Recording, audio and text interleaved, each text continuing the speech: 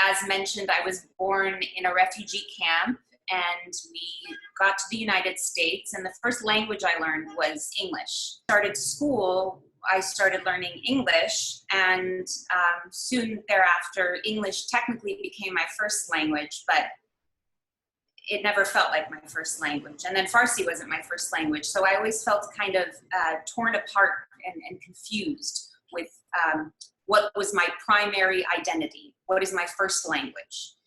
And this didn't seem to resolve itself over the years. It just kind of intensified. Now in hindsight, everything was perfect, but at the time it was very difficult. As I mentioned in the essay, this questioning of identity and belonging and what is home, who is home, where is home, has kind of haunted me throughout my life, because the existence, the family life at home, though it was challenging in many ways, it felt very safe. And yet the ground, the foundation didn't feel like home at all, because anything outside of that house, that first apartment we had, felt very unsafe. Our whole education system was, it was founded, it was structured right before going into the 19th century because of industrialism. And so it's not really catered to incorporate creative or artistic or really different ways of learning.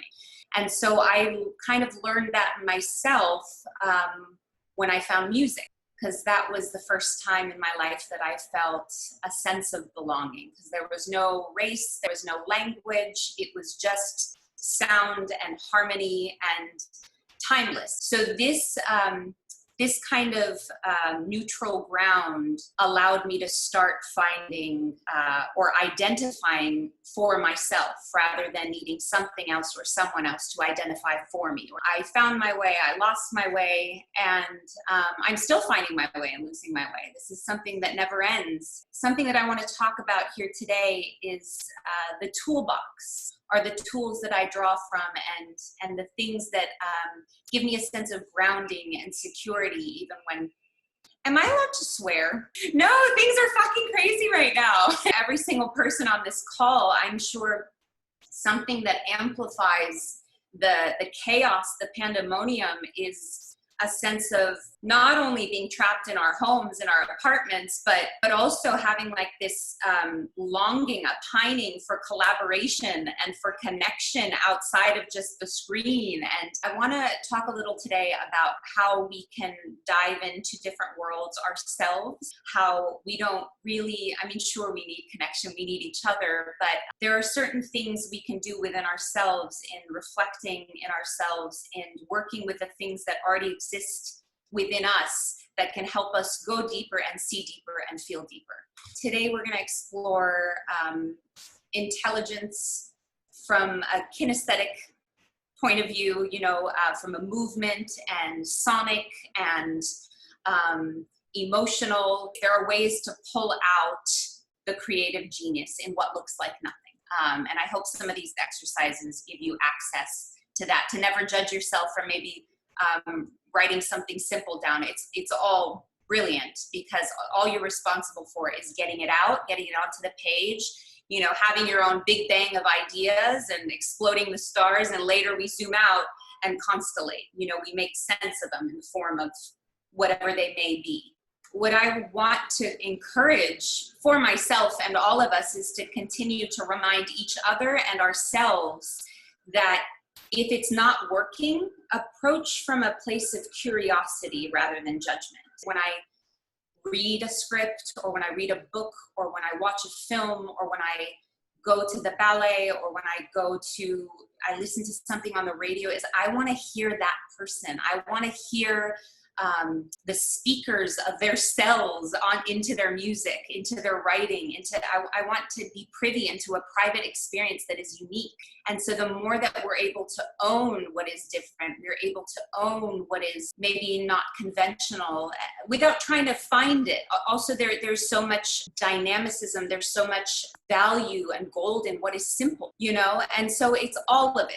It's your job to feel, to experience, to have an observation, to think and write it. And then later you will collaborate with people you know, who are professionals, people you trust, and even just your friends, and you can make sense of it and you can curate it, and you never know what's going to happen with a bunch of unrelated ideas. It can turn into something. It's just important that all of these experiences, you know, fly onto the page. So we're going to get up and we're going to move. We're going to shake our bodies a little bit before we go into our first prompt. So just start with shaking your hands out and moving your body freely. And now swing your arms side to side. Jump up and down. Super short, but use that energy, and now come back down, breathe, keep your brain out of this, and now we're going to go into a couple prompts.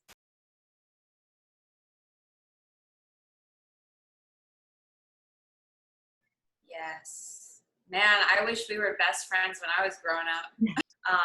And so I love that, because once you detach from a sense of belonging, you have this wisdom, this clarity that you belong to you know, you belong to you, and therefore you belong to everyone. You know, your love belongs to everyone. So that's so beautiful.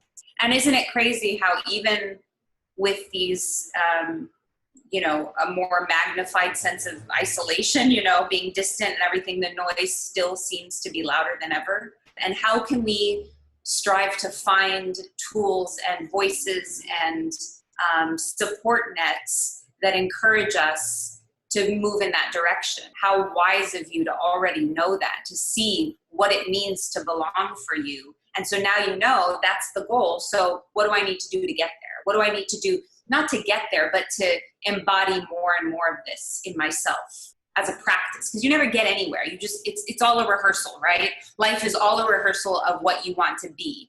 And what you want to be can happen in that moment. It doesn't have to be in the future. It's, you just adopt it now, and then you're it. These questions are not your identity. They don't belong. There's something that you're exploring through, right? Like you're in a forest and you're kind of like hiking through to see what part of the trail reveals itself, you know, next or more. I mean, if we're trying to connect the dots here, if we're trying to zoom out and create this constellation of our work, you know, that could be a chapter in a novel of yours. Why not? Why not just copy paste and then, you know, put it in the tapestry of all your work, and then see where it fits in and see how it morphs and modifies. So it's all related. You know, essay is, in my opinion, it's all the same. And the more you personalize your experiences, or your ability to meet other experiences, the more resonant it becomes. Just one thing that I wanted to say before the Q&A is something that came up for me. I mean, we were talking about all of these experiences that we, you know, are conscious of, and many that we are unconscious of. And that's what today was about, was to open our senses and create more of a connection with abstract feelings or thoughts that maybe we can't access so easily by thinking about it, you know? And it reminds me of in Senegal, when an older person dies, they say that a library has burned.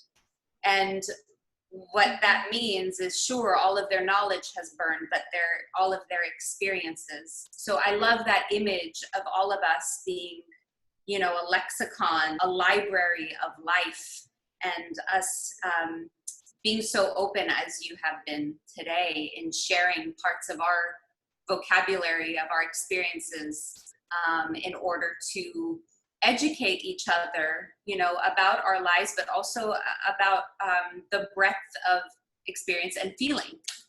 So thank you so much. I think in doing any of these exercises that we did, and just getting into your senses, getting into your body, really practice, and I believe in interdisciplinary learning. It's like with writing, you just have to take a shit. You just gotta like write a bunch of shit and let it come out. Let it work through you, and then the gems come and they reveal themselves. What is most powerful, it is what is most personal. And that could be, I feel sad, like literally. And that with the truth and the energy and the raw, I just really believe that you feel that when you read that. You know what I mean? Thanks so much, everybody. You're amazing. Keep creating. Bye.